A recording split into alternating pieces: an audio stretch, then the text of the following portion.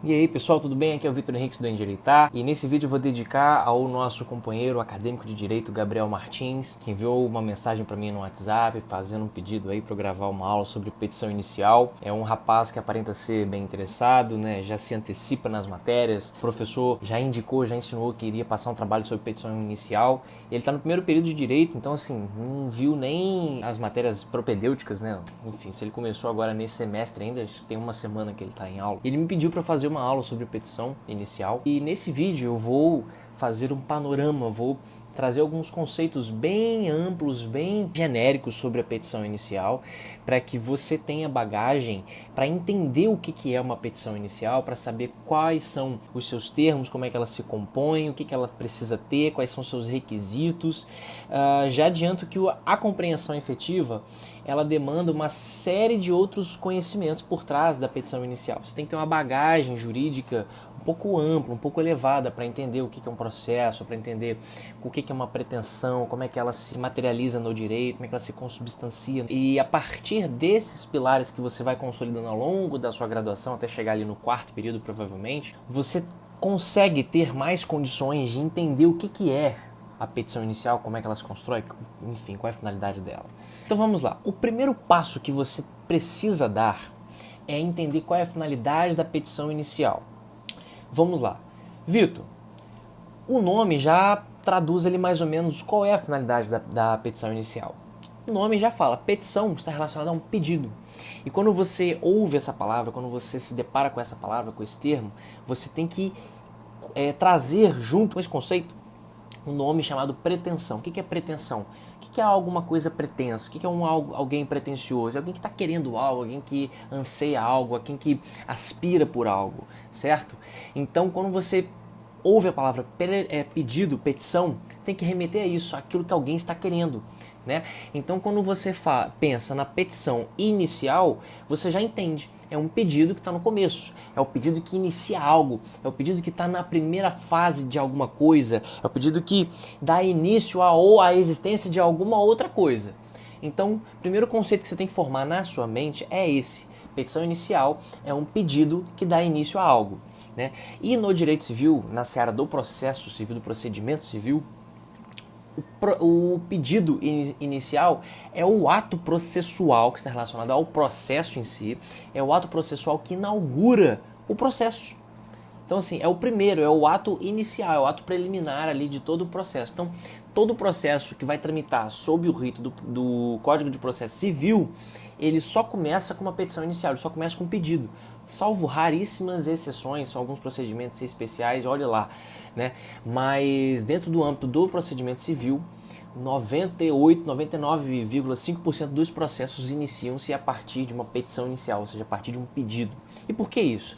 Pensa assim, na sociedade nós vivemos em agrupamento de pessoas, nós nos relacionamos, nós nos comunicamos e onde existem pessoas, existem conflitos.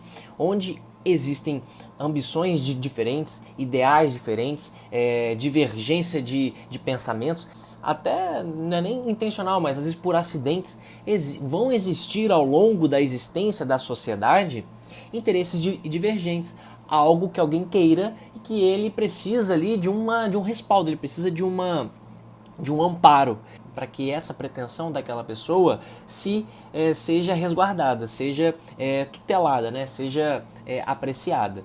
O Estado, então, vislumbrando essa necessidade que é natural em toda a sociedade civil, né, composta ali de pessoas que constituem empresas, que se unem através de interesses próximos para constituir algo maior, enfim, o Estado, percebendo essa necessidade, ele criou um instrumento chamado processo para resolver os problemas inerentes às relações jurídicas, inerentes às relações interpessoais, ou seja, aquelas relações que são feitas entre pessoas que têm relevância para o direito.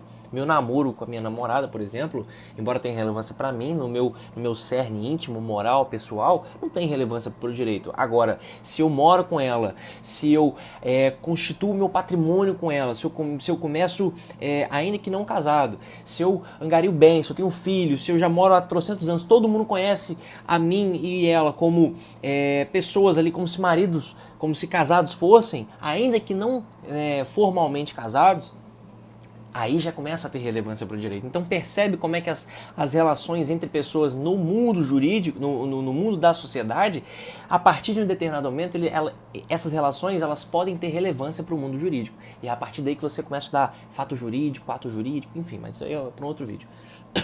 O que eu preciso que você entenda é isso.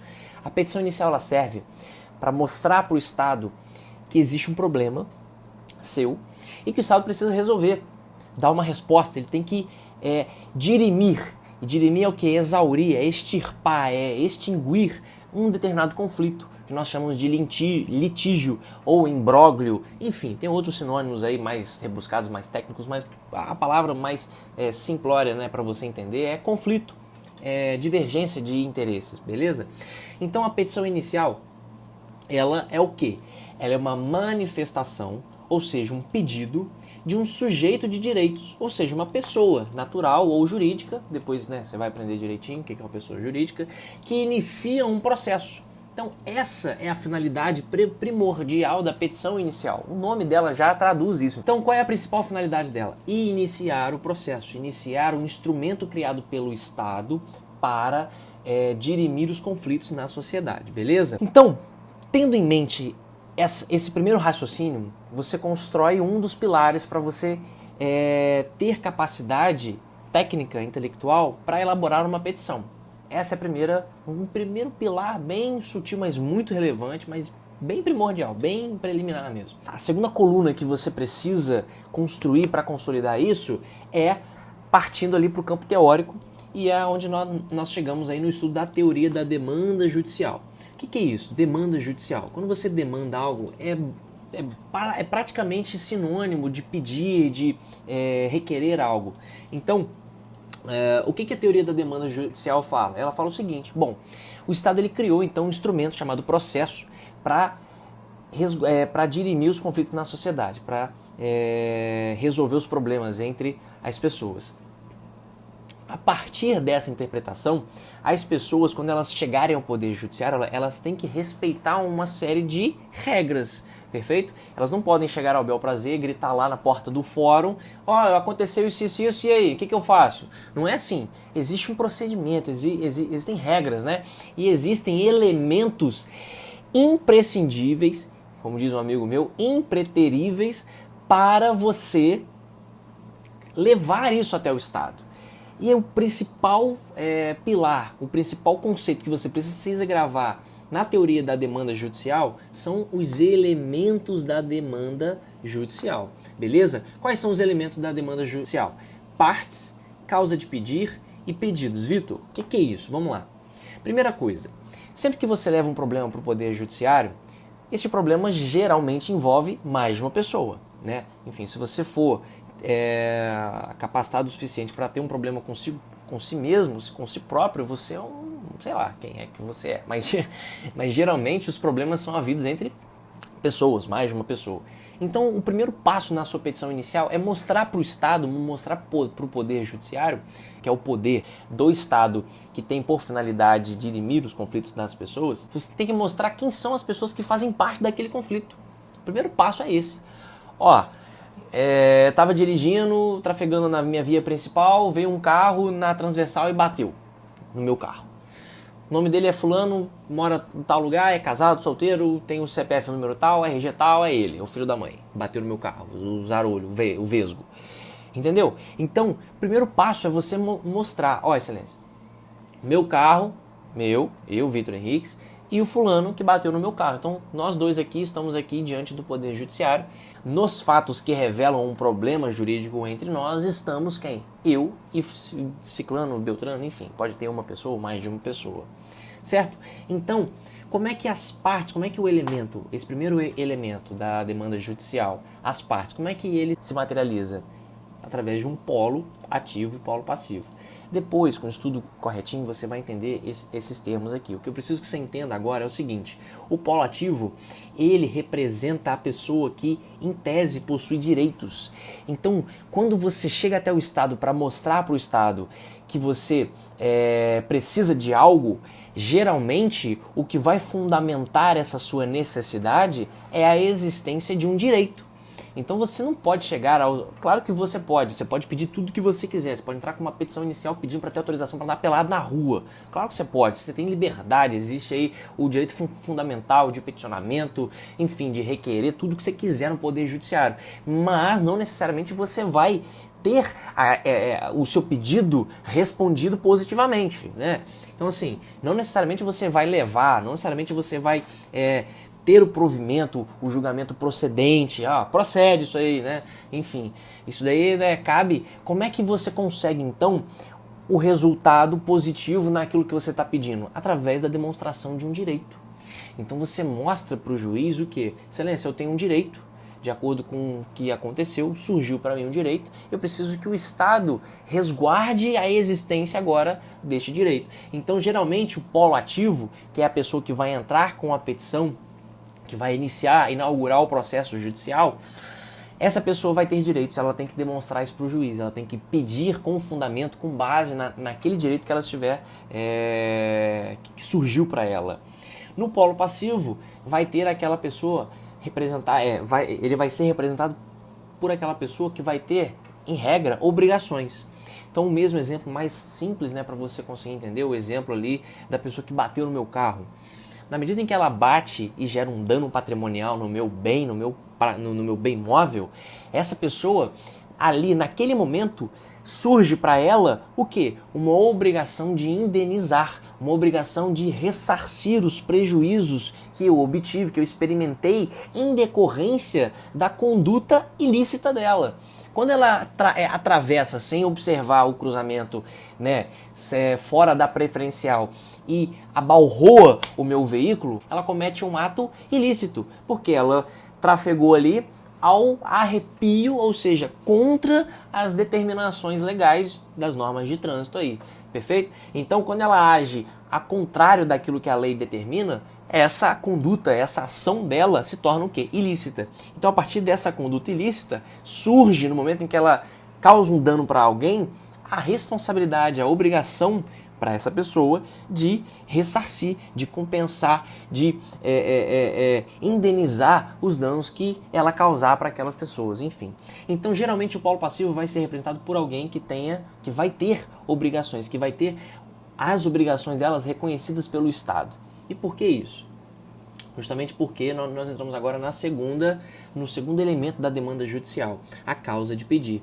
Causa de pedir, ela se divide em causa de pedir fática e causa de pedir jurídica. Tem um sinônimo ali que é causa de pedir remota ou causa de pedir próxima. São termos que a doutrina utiliza também. É a mesma coisa, a fática é a remota e a jurídica é a próxima. Se você disser causa de pedir jurídica e causa de pedir próxima, é a mesma coisa. Causa de pedir fática e remota também é a mesma coisa. O que precisa ter na causa de pedir fática e jurídica? Na fática, você vai narrar o problema, você vai narrar o caso, o que aconteceu. Você vai dizer, no dia tal, às tantas horas, o requerente estava trafegando com seu veículo automotor na via pública X, atravessando o cruzamento com a outra rua Y, e neste ínterim, ele foi surpreendido com outro veículo que vinha à sua esquerda, né, enfim, em alta velocidade, e ao cruzar com essa avenida pela qual o requerente estava transitando, o veículo dessa terceira pessoa, que no nosso caso é o requerido, que vai estar no polo passivo, abalroou, né, colidiu com o veículo do requerente, causando-lhe, portanto, experimentando danos, né, no valor de X reais com base nos orçamentos feitos pelos mecânicos aí das oficinas da vida. E em razão disso tudo, essa pessoa que bateu deve ser coagida, compelida a ressarcir os prejuízos que ela mesma causou. Então repara que eu fiz aqui uma narrativa bem simplória, bem genérica, bem abstrata, só para você entender como é que você narra isso. Importante porque os fatos, eu pelo menos considero, como a parte mais importante da sua petição inicial. Sabe por quê? Porque depois, quando você entrar na causa de pedir jurídica, que você vai trabalhar a sua fundamentação, em tese ali você vai trabalhar a sua dialética, você vai argumentar, você vai construir teorias, você vai construir teses, você vai fazer análises, né, pareadas entre artigos, jurisprudências, uma doutrina que interpreta de maneira Y, a outra que interpreta da maneira X, o reconhecimento do Instituto Y em detrimento do Z, enfim. Isso tudo está regulamentado, isso tudo está na jurisprudência, isso tudo está na lei, mas os fatos, quanto mais claros eles forem para o juiz, mais fácil será para o magistrado decidir algo. Por quê? Ele vai ter o quê? A segurança, ele vai ter a certeza, ou pelo menos o máximo de certeza possível daquilo que aconteceu. Então não adianta você trabalhar uma fundamentação perfeita, límpida, maravilhosa, toda rebuscada, se você não mostrou para o juiz o que aconteceu. Primeiro passo, então, numa petição inicial é mostrar o quê? O fato constitutivo. O que constitui o fato jurídico que você levou para o Poder Judiciário? Como é que ele se formou? Quem são aquelas pessoas? Por que elas estavam ali? Da onde que elas vêm? Qual é a pertinência delas ali? Então você tem que trabalhar isso tudo na causa de pedir fática. Depois, gente, eu vou fazer aqui, eu vou mostrar como é que é uma petição, né? Eu vou abrir aqui num outro vídeo, porque esse aqui vai ficar extenso, mas vou mostrar como é que é a narrativa e tudo mais. Eu só preciso que você entenda isso agora, esse apanhado geral, para você ter bagagem para iniciar o estudo ali, ou então a elaboração de uma petição inicial, beleza? Então, depois que você narrou todos os fatos, mostrou para o juiz o que aconteceu, você entra para o próximo tópico, que é o tópico da causa de pedia jurídica, que trabalha ali, né, que tem por finalidade mostrar qual é a fundamentação. Lembra que eu falei que geralmente o requerente, aquela pessoa que está no polo ativo, ela vai ter um direito? É aqui que você vai argumentar, é aqui que você vai trabalhar as suas teorias para mostrar para o juiz qual é o fundamento legal, o fundamento jurídico deste direito. Entendeu? Não adianta você dizer que você tem direito, enfim, a, sei lá, andar pelado na rua, se você não demonstra em qual fonte jurídica este direito está resguardado, este direito reside. Então, o trabalho aqui também é relevante para você mostrar para o juiz o quê? Ó, eu preciso ter uma tutela sobre este direito, porque este direito está resguardado no Código Civil, no artigo X do Código Civil, está resguardado em uma lei, enfim, extravagante, está resguardado no artigo da Constituição Federal, num direito fundamental, no direito da personalidade, é uma obrigação que deveria ser feita e não foi feita, enfim, você vai mostrar, você vai argumentar, você vai utilizar o quê? Os fatos que foram mostrados para o juiz e você vai sempre fazer um compilado, você sempre vai fazer um cotejo. O que é um cotejo? É uma análise sempre pareada, junto. Ó, aconteceu isso, em razão deste acontecimento vai surgir este direito. Por que surge este direito? Com base no artigo do código tal.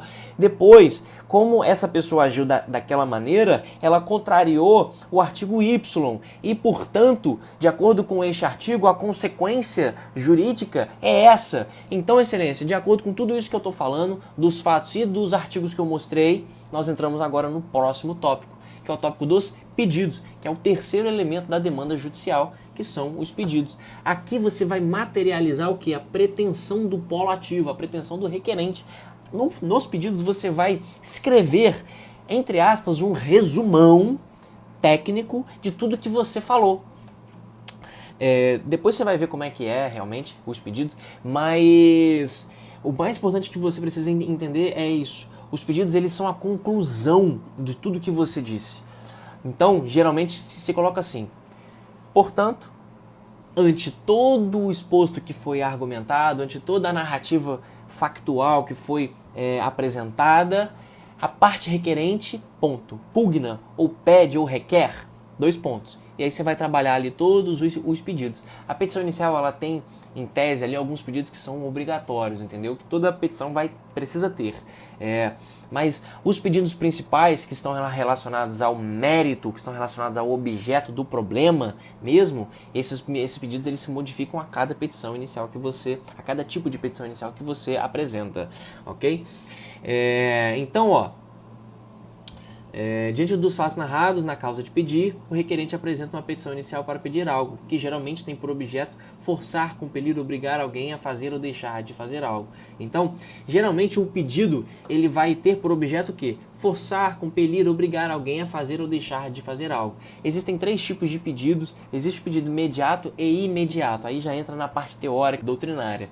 O pedido imediato está relacionado a 3 tipos de pedido. Depois a gente vai entrar certinho em cada um deles, mas o mais importante é que você entenda isso. No tópico dos pedidos, o requerente, o polo ativo, ele vai traduzir, ele vai materializar o resumo da pretensão daquilo que ele deseja, daquilo que ele aspira, ele almeja, que ele espera do Poder Judiciário, beleza? Dá um like no vídeo aqui, entra no meu Instagram, me segue lá, é Vitor Endireitar, eu vou deixar o link aqui na descrição do vídeo.